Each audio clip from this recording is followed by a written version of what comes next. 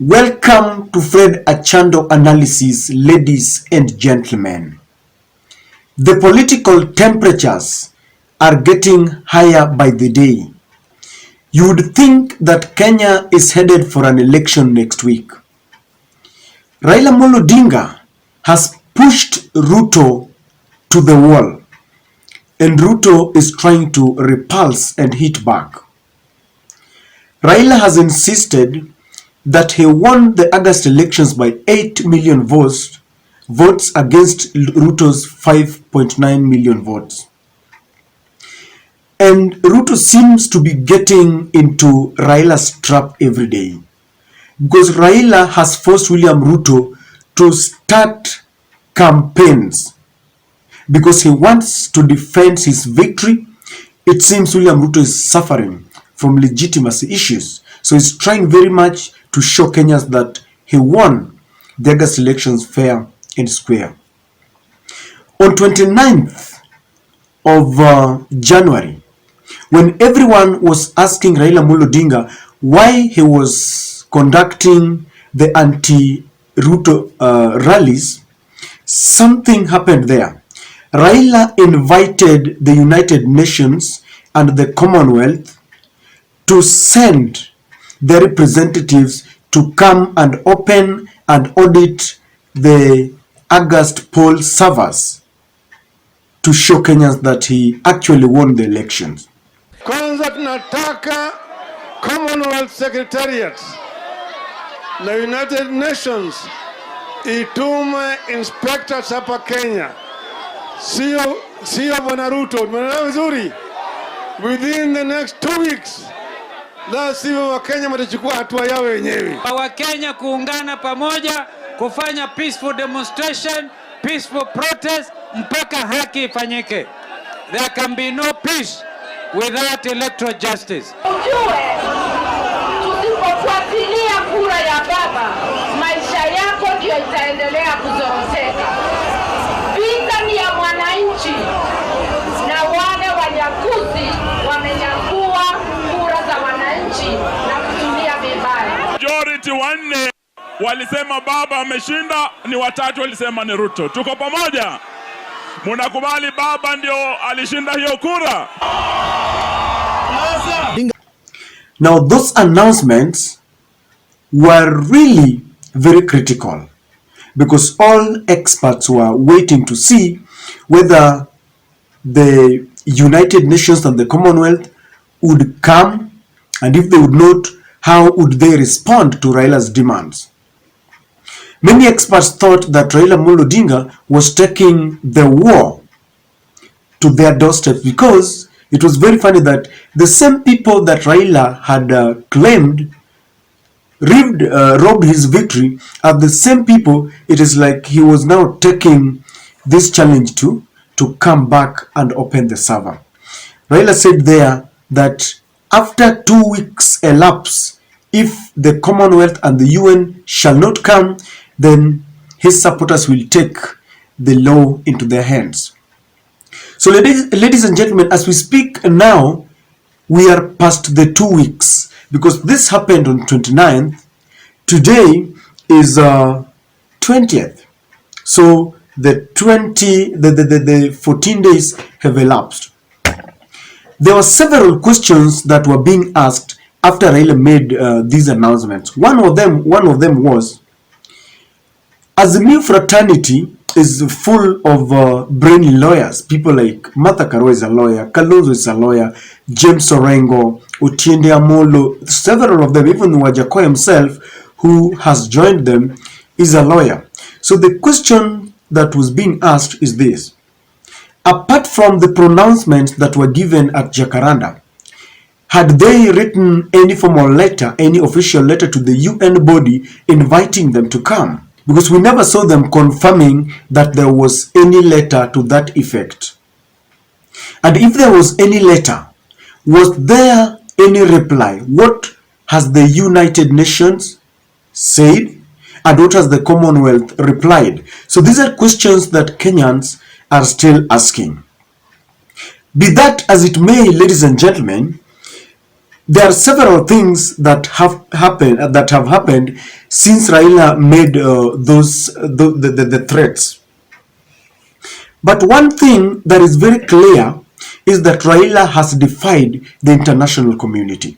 People believe that our president, William Ruto, is a president of the West. He is the project. That is what many people believe. And many people believe that they are doing everything to make sure that Ruto succeeds. But Raila Odinga, on the other hand, is doing everything to show the international community that you might have taken my victory, but I still have the people. And this is why Raila is conducting the rallies. The rallies are ever full. In fact, if you compare his rallies to those of William Ruto, you know William Ruto conducts rallies in the form of interdenominational prayers, where he ferries people using school buses. But Raila does not ferry anybody. He simply tells them, we will meet on such a day, and the rallies are very full. So with this, Raila is trying to show the whole world that he is indeed the president, that he won these elections. Raila has also managed to unite all the Azimio fraternity, because his deputy, Madam Martha Karua, has always been with her. Kalonzo Musyoka, who people never believed would stand by his side up to this moment, is with him. He has conducted rallies in places which people did not think would go, because I remember sometimes in Ukambani, the Kalonzo backyard, William Ruto had used some leaders there like Wavinya Ndeti. He's using most governors who cautioned them not to take the rallies to Machakos because they want development to take place. Raila and Kalonzo took the rallies there, and they were very full. People were very enthusiastic, and they are ready to take back their victory. The same happened in Kisii, where the former governor James Ongwae, together with the host of former Raila allies, wrote a very long letter cautioning Raila not to go to Kisii. All the same, Raila went, and the rallies were people attended those rallies, and they were very happy, very ready. They endorsed Raila as their choice. So this is something that has really disturbed the international community. And Raila seems to have decided that he's not interested in the handshake, because this is something that the international community has always used whenever they take away his victory. In 2007, they forced Raila into a handshake with the late president Mwai Kibaki. In 2013 and 2017, they shook hands with the Uhuru Kenyatta, and they worked together. So this time round, I had seen several attempts to create an office where William Ruto was saying that they want to create an official opposition leader's office to help the opposition leader to check the government. You see, this is a fallacy, because William Ruto is taking away the members of the opposition. At the same time, he is saying that he wants a strong opposition.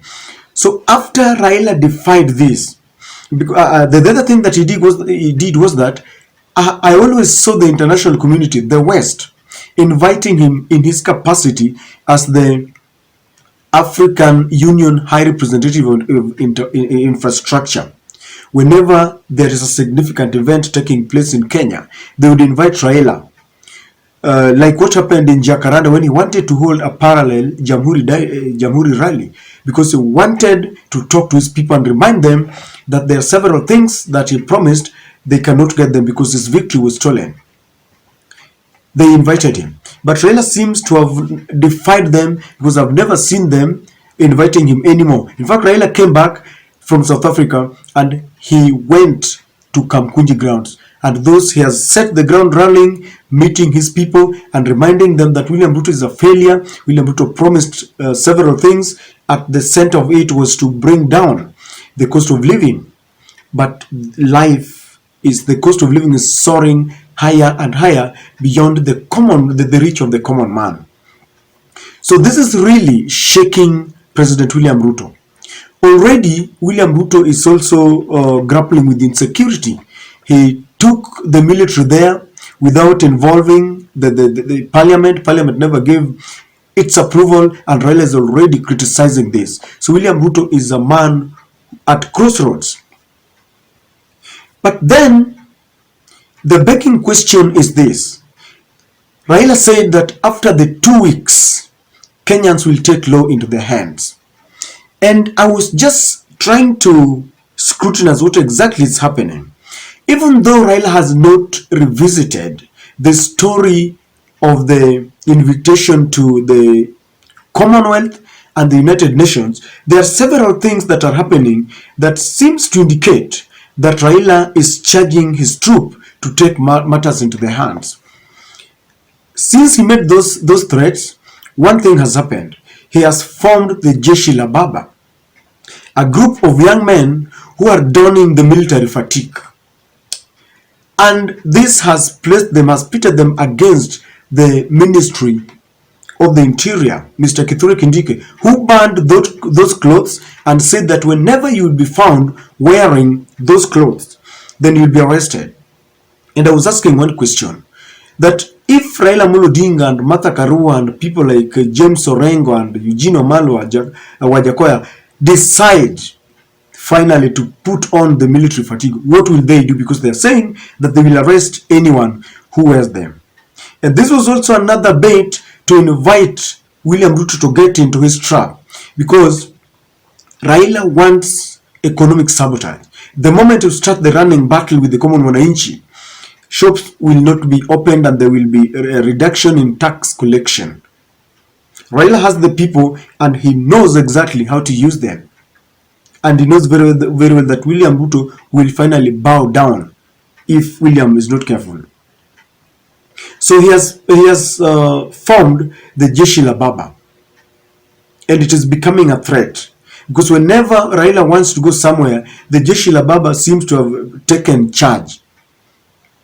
Most of the youth that we have today, ladies and gentlemen, are jobless, and people are very idle, and they feel the pangs of hunger, and they are very angry at the same time.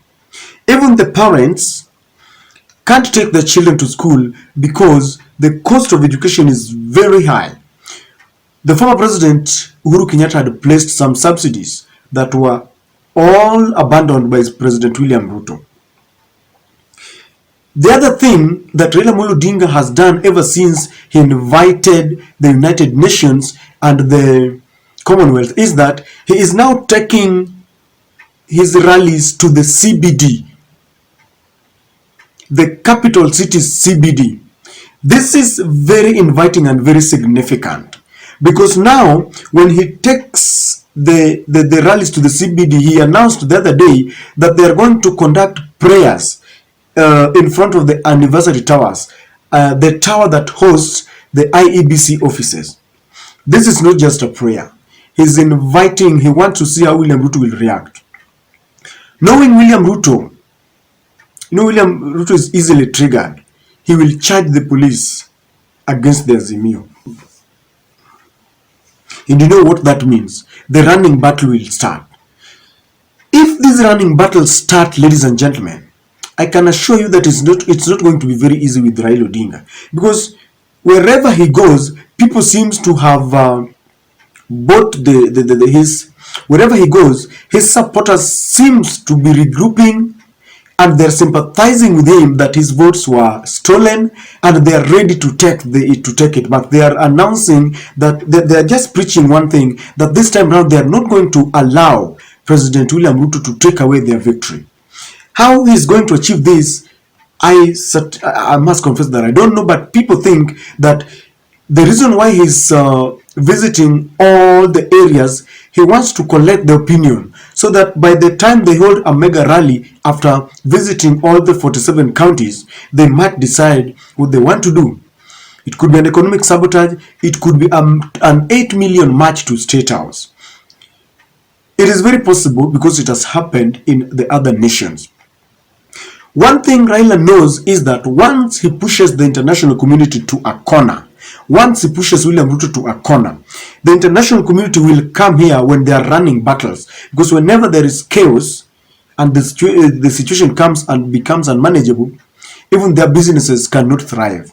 So they will come trying to make peace. When they come, Raila will drop that bombshell.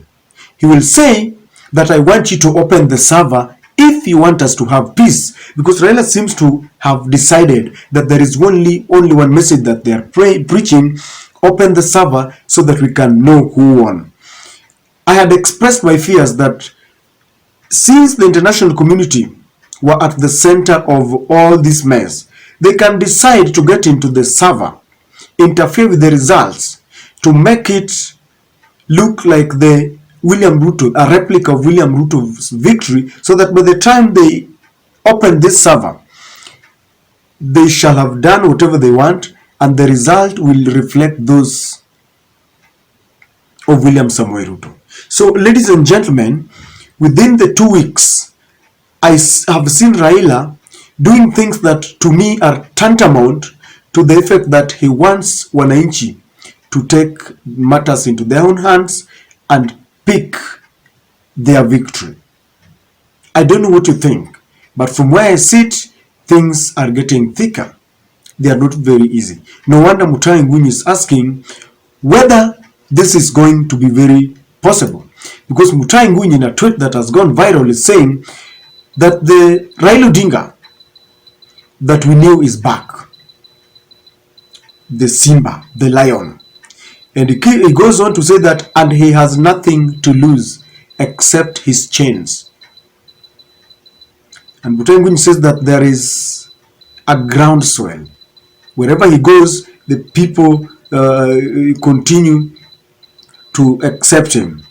There is a groundswell in his favor, but Ruto is an immovable object because he's got the sword, he's the commander-in-chief of all the armed forces, and he is not going home very easily. But one question that Mutahi Ngunyi is asking is, can the greenhorn government take him without getting dehorned? Can they arrest Raila, for example, if Raila takes his rallies to the CBD? Because that means that businesses will be closing. And if they decide to arrest Raila, or if they decide to start the running battle with the tear gas, will they manage Raila without getting dehorned? Ladies and gentlemen, things are not very easy. We want to wait and see how things will transpire, but it's getting hotter and thicker by the day. I don't know what you think, but that is my take.